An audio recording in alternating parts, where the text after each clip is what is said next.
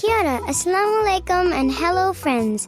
Welcome to Global Kids with Khirad on OR FM Youth Zone, where we explore the world together through stories, adventures and smiles.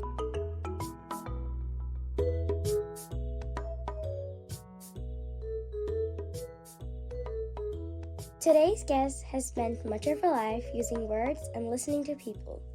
She worked as a broadcaster, lawyer, teacher, and community leader, and she now represents people across Taieri. But today, I want to discover the person behind all those worlds. I want to know what she was like as a child, what makes her laugh, how she finds courage, and what she has learned from listening to people's stories. Kia ora, Ingrid, thank you so much for joining me.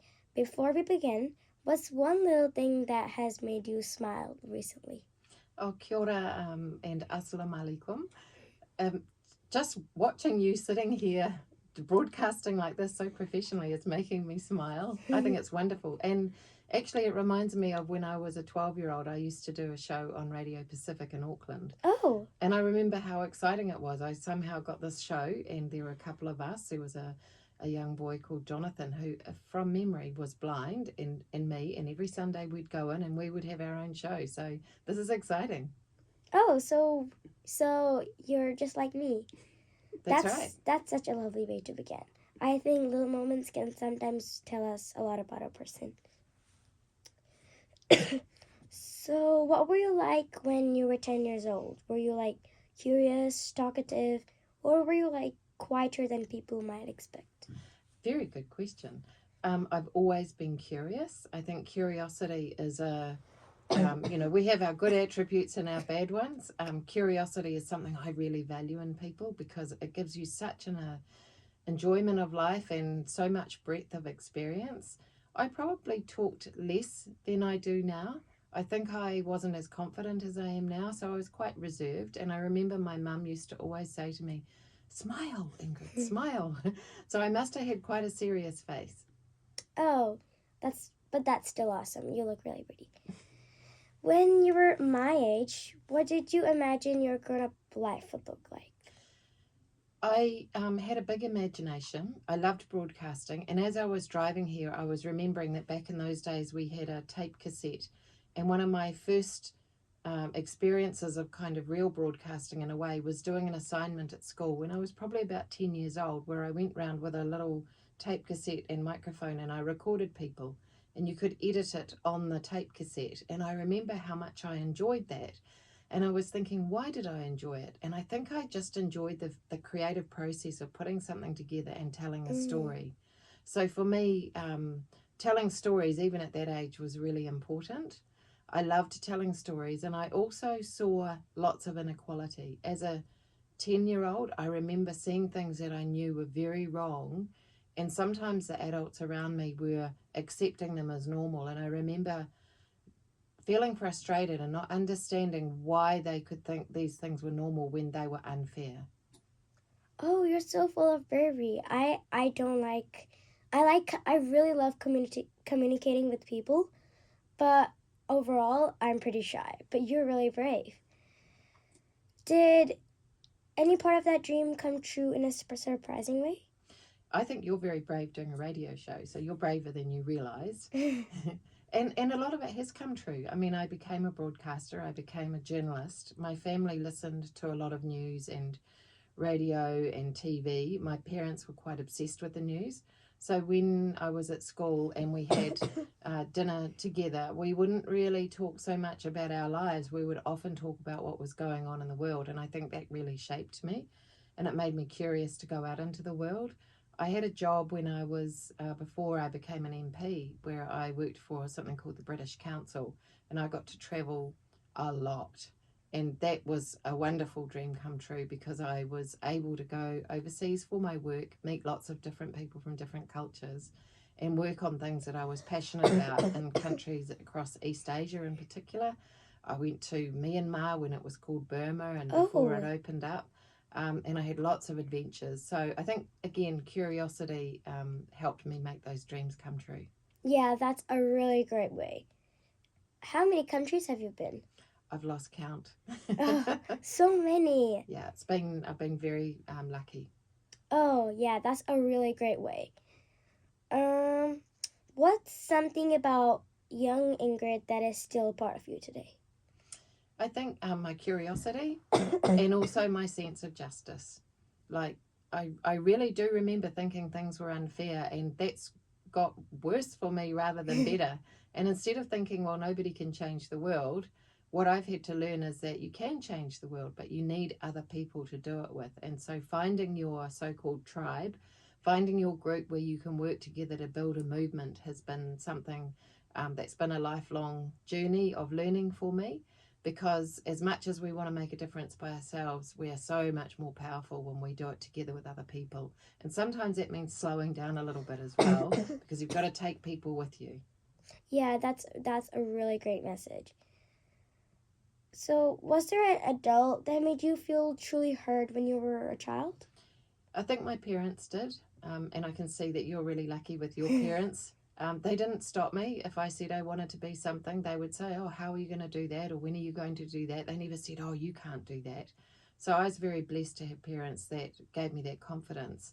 In terms of role models, I have to say that when I was a teenager and in my early 20s, it's probably more my early 20s, Helen Clark was the Prime Minister. And so it was very normal for me to see a woman politician in the highest office of leadership. And I'm grateful to that. She gave me my bravery award that I got when I went to the Asian tsunami and covered it for journalism.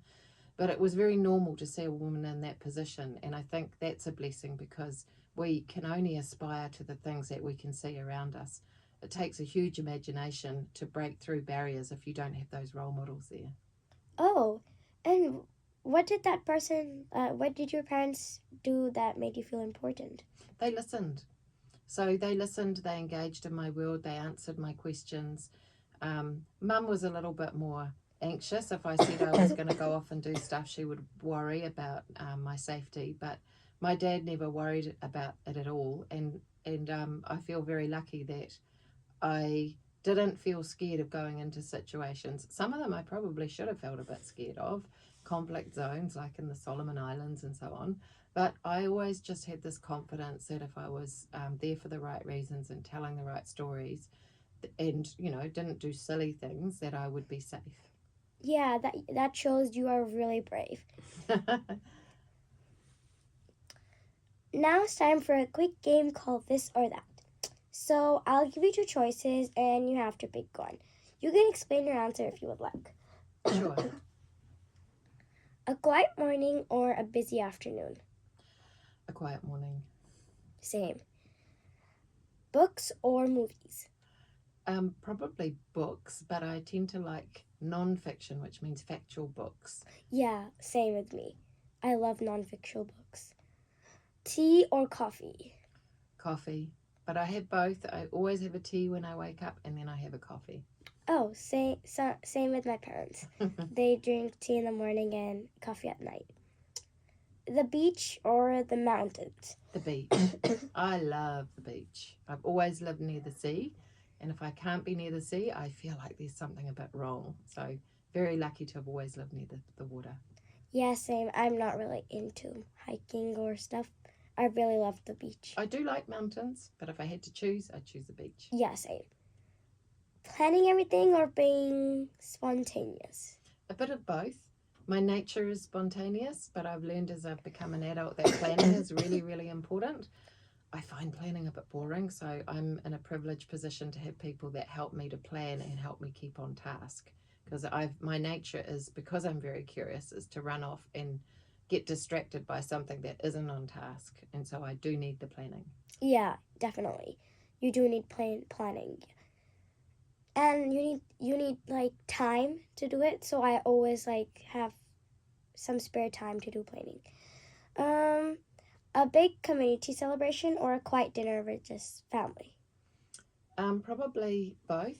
I really enjoy my community celebrations, particularly in my role as an MP. It's one of my favourite parts of the job, because I'm connecting with people, which I love, and I'm listening and seeing the impact of policies and, whether life is good or bad. But I really love my family time as well.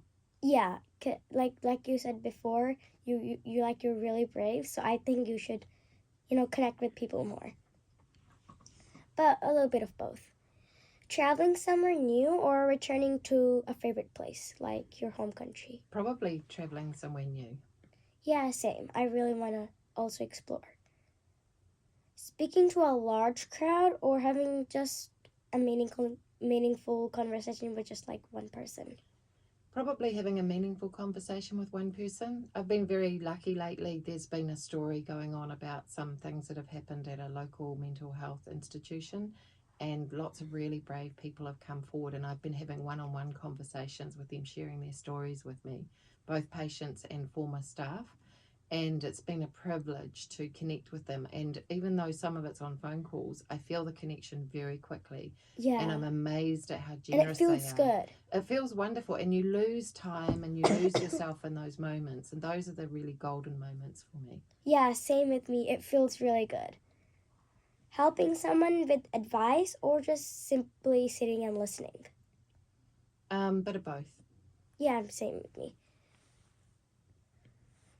So, you've spent a lot of your time listening to people and sharing their stories. What makes someone feel safe enough to tell you something important? That's a really searching question. It's a great question. And I've thought about it myself because I do have an ability to get people to share things with me that are quite personal. I think it comes down to dignity. I think that when people feel that you're listening with in a way that allows their dignity to come through and doesn't judge them and doesn't feel sorry for them as well. So really understanding that their experience is their experience and there's no judgment or emotional response. It's just opening a space for them to be heard. I think that's when people can really feel safe to share. And I've been lucky that people have been very generous to share their stories with me. Yeah, same. And it's like the meaningful one. It's really good. Just with one person, you can connect a lot. Yeah, and I'm somebody who doesn't like people feeling sorry for me. And I think often when we hear of hardship as a human being, it's easy to feel sorry for someone. Because I don't like that feeling, I don't do that to other people. And sometimes that's what enables them to feel that dignity that otherwise they might not feel. Yeah. Sometimes people think brave means not feeling afraid. What do you think brave really means? Sometimes it means not feeling afraid, even when you probably should, because Yeah. you're so single minded about the outcome. I think it's also just really having self confidence about what your own values are and understanding that in your world, what is right and wrong. So you have to be very sure of your values. And then you might be aware that other people are not going to agree with you, but it doesn't matter because what matters to you is being true to your own values. Yeah. And I totally agree. You once worked as a broadcaster after a terrible tsunami. When when many people had experienced something very sad. So, how do you speak with someone about a painful experience while still protecting their feelings? I think it comes back to what I said before about holding space. Yeah. I can tell you a story about my tuk-tuk driver at the Asian tsunami when I first was able to get out of the airport precinct. And he drove me around and he couldn't speak much English and I certainly couldn't speak any Indonesian. But at some point I was feeling a bit sad. I was sitting there feeling sad because it was my 1-year-old daughter's birthday and she was in New Zealand. And he could see I was sad and he said, "You look sad." And I said, "Yeah, my daughter's birthday." And then he just looked really wistful and he said, "My daughter and my 3 other children died in the tsunami." Oh. And I said, "How did you survive?" And he said that he'd gone up to the hospital to see his mother-in-law and that was the only reason that he was saved. And it was such a powerful exchange because he didn't say it in a judging way. He just said it as a statement of fact, and it made us incredibly connected. And it made me realize how brave and strong these people were. And I thought to myself in that moment, no matter how bad life gets, I'm never ever going to feel sorry for myself like this because there's always people who are really struggling. And I've managed to hold on to that a little bit. Sometimes I feel sorry for myself, but I try to let it go really quickly. Oh, that's really sad for that person. Have you ever asked someone a simple question and received an answer that stayed with you for years? Probably that one, actually. And I think that the fact that he was driving and helping me to get the stories out was his way of trying to deal with the situation he was in, rather than sitting by himself at home and just feeling so devastated. So there was a reciprocal relationship there, meaning even though he was helping me a lot more than I was helping him, he was still getting something. And so we just got on with it. And that moment has stayed with me forever. Yeah, I don't know how people can feel like that and they can be so brave.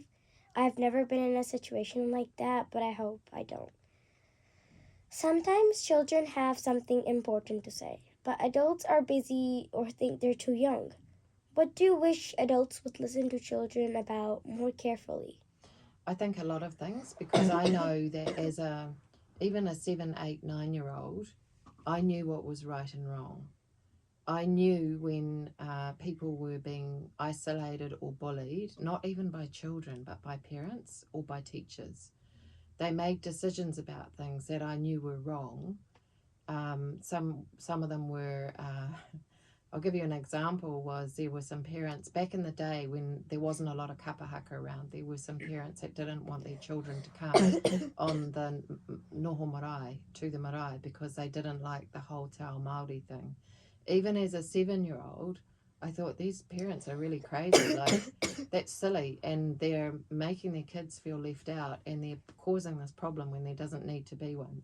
So if we understand that children know what is right and wrong as much as adults do, sometimes more, then we need to open our ears and allow them to follow their hearts and not try to shape and control what children think too much, because the world is not a great place at the moment, and I think if we listen to children more, it could be a bit better.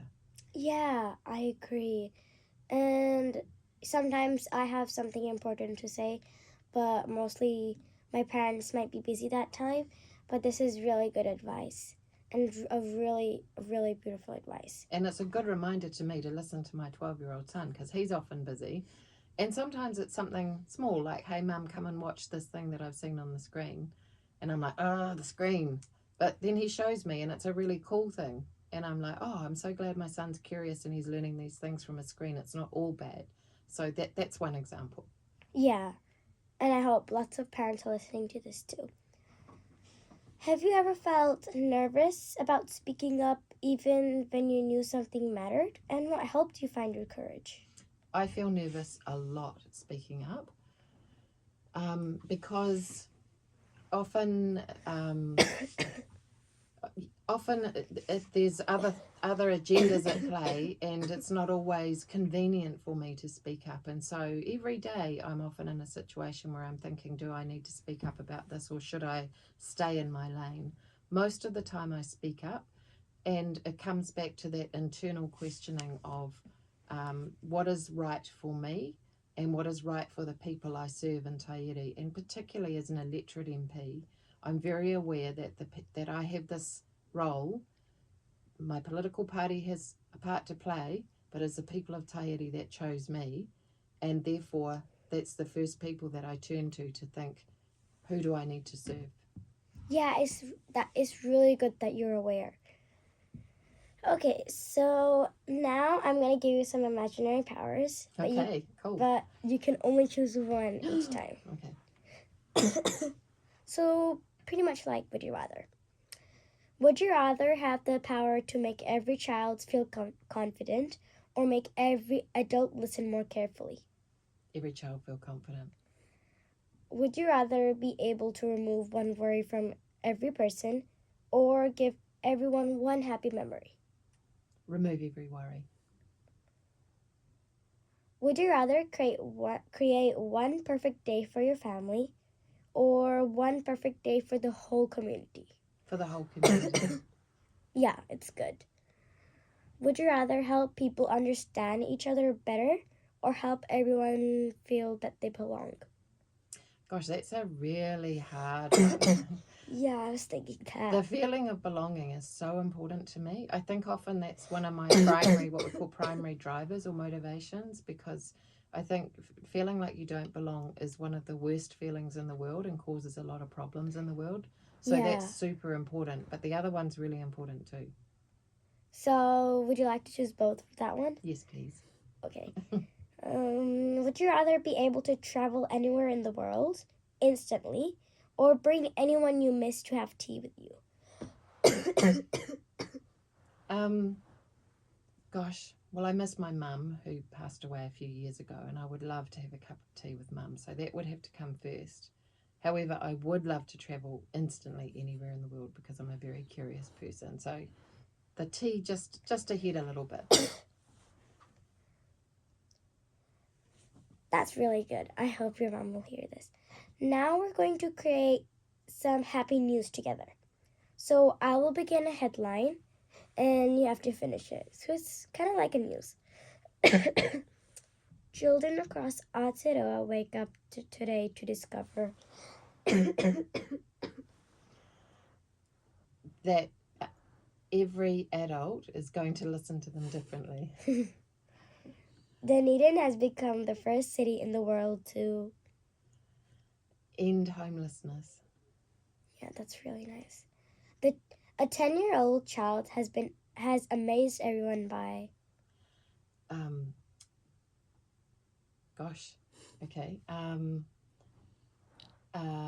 by writing a new school curriculum that makes kids really excited to go to school and learn. Oh, who's that? Sorry? Who's that? So the 10-year-old child is going to write a school curriculum, like all new lessons and new things that every single child will really enjoy. Adults everywhere have agreed to listen more carefully whenever they eat dinner with their kids. And they try to eat dinner with their kids every night as a family. Before we finish, it's time for our final quick game. Try to answer each question in 5 seconds. A word that makes you feel happy. Sunshine. Your favorite comfort food. Tea or coffee. A person who always makes you laugh. My son's father. A place that feels like home. Dunedin. Taieri. Yeah, same. Something you are still learning. How to be a better listener and how to be a better MP. Every quality every good interview needs. One quality that every interview needs. Connection, and I'd say empathy as well. I've noticed you empathizing with my answers. That's a very good skill as an interviewer. One question children should ask adults more often. What do you need me to do for you to know that I'm okay? And then they'll stop nagging you and telling you, do this, do that. Do that. You just say, what is it you need to know from me so that you can just be quiet for a while and let me do my thing as a child? Yeah, children should and adults should listen to this. I think they should ask that question. One word every child should hear more often. Could be from their parents, anyone. I see you. It's not one word, but anyway. No, but it's fine. Imagine a child is listening today who has something important to say but feels too shy or unsure to speak. What would you like to say directly to that child? I just think every child is magical and here with a purpose. And if there's nobody there to listen, write it down in a journal and hold that journal very close to you and treat that journal as your best friend. And one day you'll look back and you'll realize what a magnificent child you've been. Oh, that's such a good message. You should hear this. Whoever, that child who feels shy should definitely hear this. And thank you so much, Ingrid. Thank you for sharing your stories, your advice, and fun time with me today. would you like to say thank you? Would you like to say bye to everyone? Yeah, I'd love to. And I'd like to say thank you for such a in-depth and searching interview. It's been one of the most enjoyable interviews I've done, and your questions have been some of the deepest questions. I wish all interviews were like this. So thank you very much. Yeah, and you to too. all the kids out there, just know that you're beautiful, that you're loved, and that you belong in this world, and just know that whatever you do, you're doing great. Thank you so much for that message. This is Khirad from Global Kids with Khirad. Until next time, keep asking thoughtful questions, keep listening with kindness, and never believe that your voice is too small to matter. Ka kite.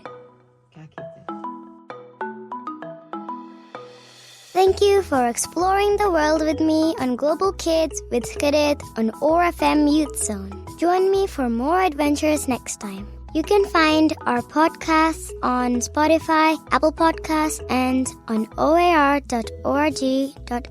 This is Khirad signing off. Kia ora, Allah Hafiz, and goodbye.